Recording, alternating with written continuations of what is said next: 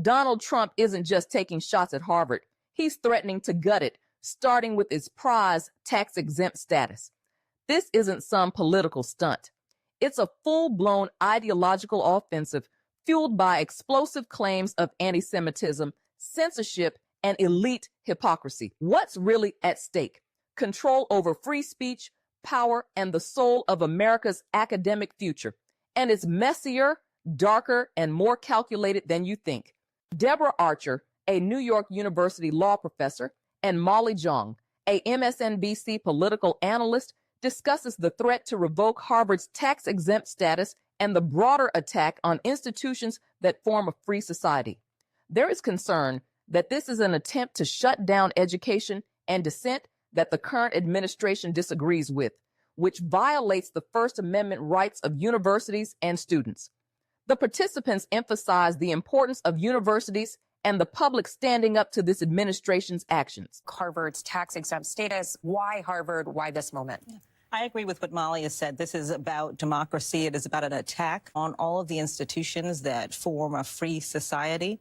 It is because he disagrees with things that Harvard's teaching. These are engines of dissent, and he's trying to shut them down. And trying to shut them down, trying to shut down education that he doesn't agree with, that he may find distasteful. And it violates the First Amendment. Harvard has First Amendment rights. The students there have First Amendment rights, and it's a violation of those rights. So, Molly, the Supreme Court rebukes are rare. The stronger resistance from the university may be rarer still. What do you see going forward? Are more people going to stand up to this administration? Yes. I think they absolutely are. And I think Harvard, it was so important that they did it, and the way they did it was perfect. And, you know, they were advised by Stephen Levitsky, who is an expert in authoritarianism. I mean, they just did this exactly right. And we've seen other universities join them. We've seen Michael Roth from Wesleyan, who has been just a leader at this. Look, this is a moment when we have to be brave. But the good news is the law is on our side, and the public polling is on our side, right? You know, there were polls last week. Donald Trump, the word that people used was chaotic, and that he had taken too much power. So in the face of that chaos, Justice Jackson called for courage, wise words. Professor Deborah Archer, thank you. Molly, you are sticking around, but this was great to kick us off. Coming up, a top economist on why the Trump tariffs could be a big... So here's what we know. Trump's administration accused Harvard of failing to address anti-Semitism on campus and not complying with federal directives, like eliminating diversity, equity, and inclusion programs. This led to a broad threat of financial penalties. And let's not forget, these are not small numbers we're talking about. The government froze over $2 billion in federal grants and contracts, money that supports financial aid, groundbreaking research, and so much more. Now, under U.S. law, the process to revoke tax-exempt status is anything but simple. There's actually a 1998 law, one that clearly states presidents cannot instruct the IRS to audit or investigate specific taxpayers. It's designed to prevent this kind of political interference, you know? And if the Trump administration did go down this path, it would face an uphill climb through layers of investigations, appeals, and likely years of legal battles. This isn't my speculation. The Supreme Court's Bob Jones University ruling sets a precedent here. That case stretched across multiple presidencies before reaching a resolution. So it's messy, to say the least. But the repercussions, they're immediate and very, very tangible. With this $2 billion funding freeze, Harvard's financial aid programs are strained. Their research initiatives are hanging by a thread, and the lawsuits, they're piling up. What we're seeing is a direct attempt to reshape the priorities of one of the most prestigious educational institutions in the world. And this attempt alone raises huge questions about autonomy, about freedom, academic and otherwise. The legal and financial strategies at play here are critical, but so are the broader implications for how we view higher education's relationship with federal oversight. Let's talk about the real weight behind this threat to Harvard's tax-exempt status. You know, cases of tax exemption being revoked, they're practically unheard of. The one big precedent, and I bet some of you remember this, is Bob Jones University. Back in the 70s, the IRS stripped its exemption because of its policies on interracial dating. a case that dragged on for over a decade before the Supreme Court upheld the decision. Now, compare that to Harvard. We've shifted from social policy violations to this new, more nebulous ground of political ideology, and that's what makes this so very dangerous. Think about it. If tax policy starts being wielded as a political weapon, it creates a chilling precedent, not just for Harvard, but for countless smaller institutions. The ones that don't have billions in endowments or the resources to fight back in court.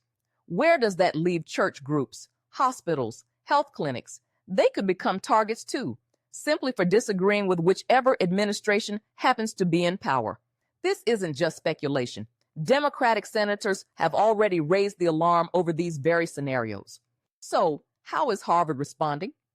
Well, for one, the faculty stepped up in a big way. More than 80 professors have pledged to donate portions of their salaries to help offset the financial hit from the $2 billion funding freeze.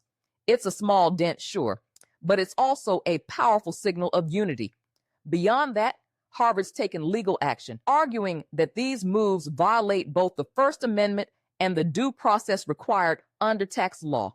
And let's not forget, they're also revamping parts of their academic structure, trying to thread the needle between placating federal criticism and maintaining their institutional autonomy. But the big question is, how much academic freedom are they willing to concede to secure federal funding? This balancing act, freedom versus oversight, it's not unique to Harvard, but this case. It throws that whole dynamic into much sharper relief. At its core, this isn't just about tax law or funding. It's a battle over what kind of power the government can wield over educational institutions. Now let's shift the lens to the larger ripples this battle is creating across the higher education landscape. Key political figures like Senators Chuck Schumer and Ed Markey are raising red flags. They've called out Trump's actions as not just overreach, but as a frightening weaponization of federal power. Their argument? If Harvard, with all its wealth and influence, can be targeted for political reasons, then smaller colleges, community organizations, even public universities are sitting ducks. And honestly, they're not wrong. Think about this for a moment. A power dynamic where federal grants, the lifeblood of research and innovation, hinge on ideological alignment. It's chilling. Institutions might start to self-censor, pulling back on research and initiatives that could be perceived as controversial, just to avoid political retaliation. And that hurts all of us. Progress, discovery, it thrives on academic freedom, on the independence to question, to challenge, to innovate. Take that away, and what are we left with? And here's another piece to consider. University faculty and administrators from across the country are watching this closely. I spoke to one professor, someone who's worked decades in cancer research, and she put it bluntly. Without federal dollars, her lab goes dark. No breakthroughs, no treatments, no life-saving progress. And this is not just hypothetical. It's happening in real time. The funding freeze at Harvard has already led departments to scramble for resources, forcing cuts to programs and pausing critical research projects. The stakes are all too real. Now, I would like to touch on the broader implications for diversity and inclusion. Federal funding often supports programs aimed at leveling the playing field, scholarships for low-income students, initiatives that bolster underrepresented voices in academia. If financial independence becomes contingent on political favors, what happens to those programs? Who gets left behind? The political rhetoric might frame this as a battle for values, but it's everyday students and researchers who bear the weight of these policies. So, where do we go from here? The truth is that this fight between Harvard and the federal government is more than just a headline. It's a test case, one that could define the future of academic freedom and institutional autonomy in this country. And the implications? They're profound. They reach into every corner of higher education and, frankly, into the heart of what education in a democracy is supposed to represent. And that's it for today on The Real 411. This issue between Harvard and President Trump is about so much more than tax law or federal funding. It's about the ability of educational institutions to stand strong in the face of political pressure.